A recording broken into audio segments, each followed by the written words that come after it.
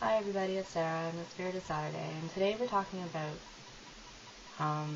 having people in your life that have eating disorders and being with them and interacting with them and relating to them without finding them triggering. Eating disorders are like freakishly common now, and disordered eating even more so. So it's really, really important that this is something that we master in recovery. The friendships that you make in recovery and the support that they'll provide is invaluable. The strength that you have with others when you're in recovery and recovering for others as well as yourself is just unparalleled. And in that sense, I don't ever advocate not having friendships in recovery that are based on your eating disorder. The problem is that friendships that are based on an eating disorder are eventually going to run their course. And I found that. I find that a lot of the people that I've met in treatment, I'd love to meet them again, say hi, that kind of thing, but I don't really relate to them, and I don't really have a friendship outside of the eating disorder. And in that case, that friendship has served its purpose. And I am so, so thankful and so grateful for the people that have been there for me and been there with me. But not all friendships are meant to be forever. And that's something that's kind of important to consider.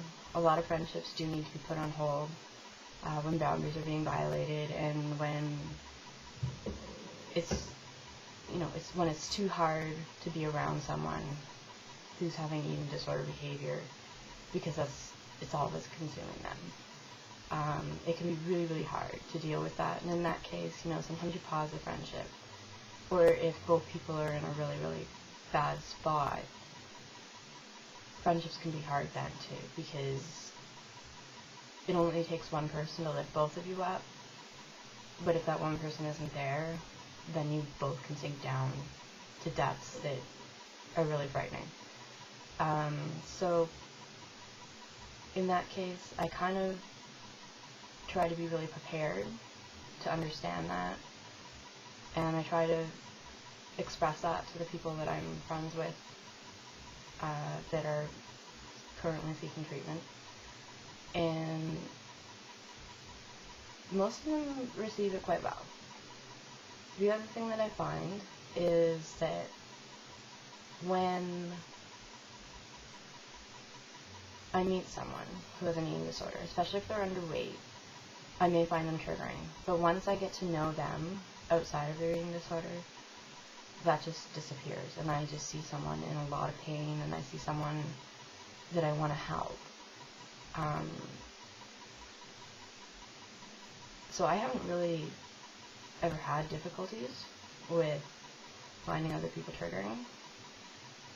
I found their behavior triggering, and a lot of the cattiness and a lot of the really insecure behavior, that I found triggering. But I don't ever find them, their body triggering, because that's just a home that is being inadequately taken care of, and I just want to take care of it for them. It's really, really hard to make sure you don't set up like a saving complex where one person has to save the other person, or it's just like drama over and over and over again. That's not healthy at all.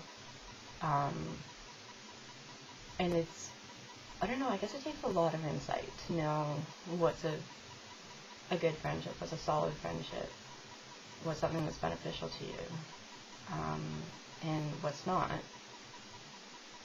But the mentality of people who are truly in recovery is that you get sick alone and you recover with others. And if you can't respect that, then it's really important to not make friendships with people with eating disorders, because you're just going to bring them down. But most people here, pretty much everybody here, can commit to that. And as such, I would encourage you just to open your heart, open your mind, and really, seize the moment, because a lot of the friendships that you make today are going to carry you through the really uncertain parts of recovery. And on the days when you can't recover for others, or you can't recover for yourself, you recover for others. And you know what? In the early stages of recovery, that's cool. That's fine. You just need a reason to recover. You don't need the right reason, which is to recover for yourself, until well into recovery. So it's, I don't know, I guess a lot of it's about perspective. You know, what you see depends a lot about where you stand. And when you see a friend who's struggling with an eating disorder, remember that. Remember that it's a friend struggling with an eating disorder.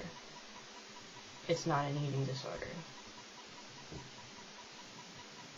You know, your eating disorder is going to relate to their eating disorder, and your eating disorder is only going to make you see someone with an eating disorder, and it's going to tell you really, really nasty things, and going to make you feel really inadequate and worthless, and just make sure your recovery voice is a little bit stronger. I don't know if any of that was very helpful. It's not really something I've run into problems with. Like I said, I tend to see, once I get to know people, I tend to see just them. I don't see their eating disorder, and as such, it's never really been a problem for me. But I can definitely understand how it would be a problem, and I can definitely understand how it would be difficult to sort of stop and start those friendships. And I can understand how it would be difficult to sort of rule them out when they're unhealthy. And I can understand especially how it would be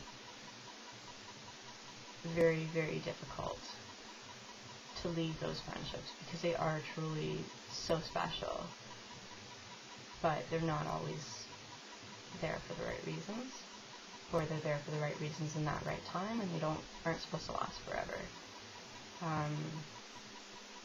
But yeah, no, that definitely sucks. I have had, in the past year, I've had a friend who's distanced herself a little bit. She's doing very well, and I'm very, very happy for her. But I was just truly devastated when she said I can't be around the eating disorder mindset anymore. And it's something to respect in yourself and respect in others.